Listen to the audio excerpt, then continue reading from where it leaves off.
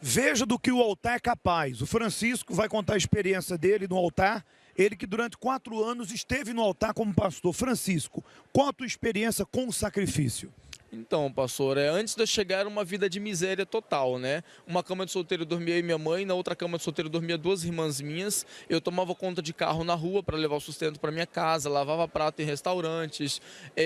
Mesmo assim, juntando todo o meu esforço, minha dedicação, a miséria era muito grande. Um condomínio nosso era R$ 50, minha mãe deixou atrasar 4 anos, ela não tinha condições de pagar uma conta dessa.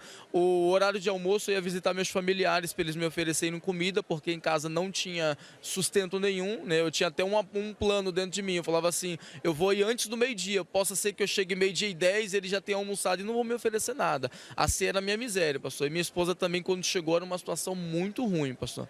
Você confirma então que vivia também uma situação difícil? Vivia também uma situação difícil. Eu não era casada com ele ainda, né? Eu solteira com a minha mãe se separou do meu pai e a gente foi morar de favor na casa de uma tia minha. E essa casa era um barraco de madeira em cima do mangue. E nesse barraco a gente não tinha banheiro lá. Então, se fosse para fazer alguma necessidade, tinha que ser na sacola e a gente tinha que jogar pela janela, porque não tinha banheiro. Se quisesse tomar banho, minha mãe tinha que encher uma bacia com água, pegar uma caneca, minha mãe tinha que segurar um lençol, porque tinha 2 primos meus lá, morando junto também, e segurar o lençol para mim poder tomar banho, né? Humilhação. Humilhação total, miséria extrema. Agora você veio para a igreja e depois você se tornou pastor, como é que foi?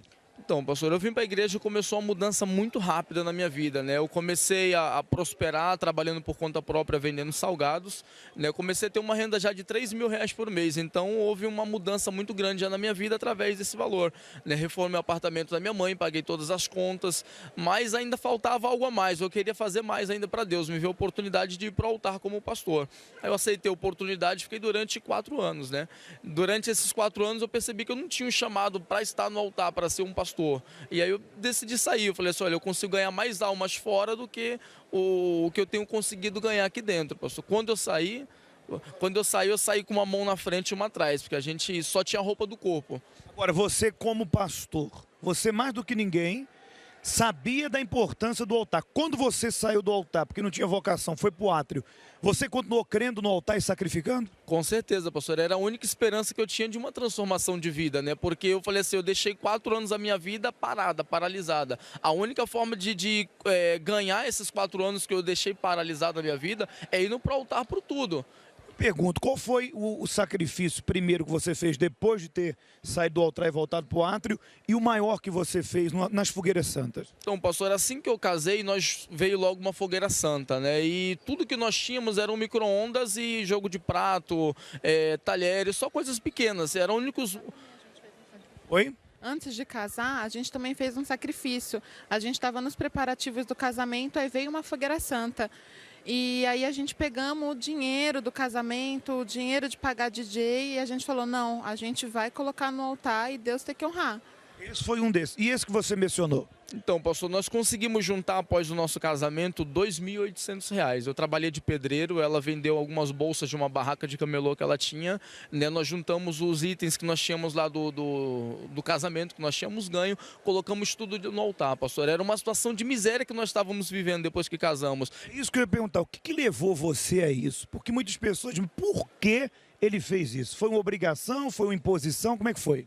Então, pastor, assim, quando eu estava no altar, eu pregava isso para as pessoas a respeito do sacrifício, então eu já sabia o caminho da vitória, não tinha como eu ir por outro caminho, o caminho era esse, não tinha outro, né? Então nós conseguimos juntar aquele valor com muito custo, né? Eu lembro que eu estava numa situação ainda de miséria, mesmo casado, mesmo conhecendo a palavra de Deus, né? Morando no que é dos outros, de favor, o banheiro totalmente sujo, tudo dando errado pra gente, indo de bicicleta para a igreja, chegando com as costas todas sujas. A partir daí, pastor, que eu fiz esse sacrifício, 3 meses depois as portas se abriram de uma forma incrível. Você deu para o altar. O que o altar deu para vocês? É claro, foram várias. Depois você vai falar da última e da maior. O que o altar deu para vocês? Passou 3 meses após aquilo, eu comecei a vender lanches também, uma forma que eu vendia antes. Só que antes de eu ir para a obra, eu só conseguia R$ 3.000, né? As portas foram se abrindo no local que eu comecei a vender, a tal ponto que eu comecei a dormir 3 horas de sono por dia durante 3 meses. Só vendendo, vendendo. O que eu colocava, a hora que eu colocasse, vendia, pastor. 300, 400, 500 mil salgados era colocando e vendendo nas pressas. As portas foram se abrindo, fui montando lanchonete, fui montando outros estabelecimentos, comprei meu apartamento já hoje avaliado em R$500 mil. Comprei um carro de luxo meu, um carro importado, motor 4.7, um carro muito bom. Hoje eu tenho um ponto comercial, hoje eu tenho dezenas de funcionários, hoje eu viajo para os melhores locais aqui no Brasil. Hoje eu como nos melhores restaurantes, visto as melhores roupas. Hoje não tem me faltado nada, pastor. Acabou a humilhação. Acabou a humilhação. E tudo isso em 2 anos. A gente está 3 anos de casado e em 2 anos Deus fez essa mudança na nossa vida. Esses 2 anos no altar?